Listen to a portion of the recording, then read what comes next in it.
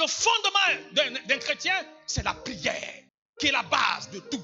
Il dit Jérémie 33, il dit invoque-moi, je te répondrai, je t'annoncerai les choses cachées. Il dit invoque Dieu, mais comment tu l'invoques? Dans la prière. Si tu veux la puissance, il faut jeûner. Ce qui a tué la destinée d'Ésaü, c'est le manger. Vous qui avez le sommeil là, repos à gauche, repos à droite, sommeil par-ci, sommeil par-là. Il dit paresseux, jusqu'à quand seras-tu couché? Ne sais-tu pas qu'un peu de sommeil, un peu d'assouplissement, un peu croiser les bras pour dormir, et la pauvreté te surprendra. Comment? Ta vie est dure. Tu as les problèmes. Problème en haut, problème en bas, problème devant, problème derrière. Tu fais grâce matinée. Tu bois le café le matin, avec le lait, le sucre, le petit pois, tout ça, machin. Le ventre est immense. Tu as déjà un ventre bien rempli. Comment tu peux... Et puis tu manges comme quelqu'un qui... C'est comment, toi aussi? Quand on a les problèmes, on jeûne. On veut la puissance. Et tu veux préserver tes acquis. La foi s'appelle l'offrande et la dîme. Il y a des situations, ce n'est pas la prière qui va résoudre. C'est les actions que tu dois manifester. Dans Malachie chapitre 3, verset 10 à 11, il dit apportez à la maison du trésor toutes les dîmes afin qu'il y ait de la nourriture dans ma maison. Mettez-moi de la sorte à l'épreuve, dit l'Éternel des armées, et vous verrez si je n'ouvre pas pour vous les écluses des cieux, si je ne répands pas sur vous la bénédiction en abondance. Pour vous, je menacerai celui qui dévore, et il ne vous détruira pas les fruits de la terre, et la vigne ne sera pas stérile dans vos campagnes, dit l'Éternel des armées. Il dit quoi? Mettez-moi des sortes à l'épreuve.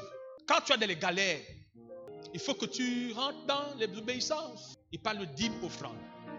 Si tu veux que le Seigneur te fasse entrer dans les lieux, tu dois faire quoi? Les présents. Proverbe chapitre 18, 6 dit quoi? Les présents d'un homme lui élargissent la voie. Pas la prière d'un homme. La foi qui correspond à la promotion, à l'élévation, à l'honorabilité s'appelle l'honneur. Amen. Tu dois apprendre à faire des cadeaux aux gens. Tu veux être traité différemment, fais les cadeaux. Même à ton père. Biologique, hein. Si tu es un enfant qui fait les cadeaux à ton père te mettra devant ton grand frère. Tu prendras la place de l'aîné quand tu sais faire les cadeaux à ton père. Ne traite pas ton père comme un ami. Ce n'est pas l'intercession, hein, ce n'est pas la prière. La foi là, ça s'appelle l'honneur. Honore ton père. Si tu veux que le Seigneur il te garde en souvenir, ce n'est pas la prière. Prends soin des veuves et des orphelins. Tu seras toujours approvisionné. Si tu as un peu d'argent, apprends à faire du bien aux gens qui n'ont pas à l'église. Tu n'es pas obligé d'être vu devant. Moi, je ne sais pas, les gens qui ont un peu d'argent là, vous êtes comment? Vous êtes comme ça? Il faut partager.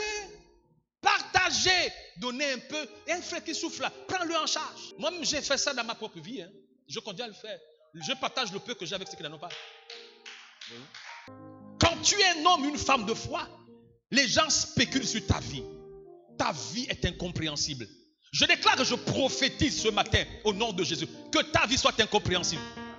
Que ta vie étonne les gens. Hey my God. Que les gens quand ils te regardent, ils réfléchissent. Je déclare que tu feras réfléchir les gens autour de ton nom de Jésus.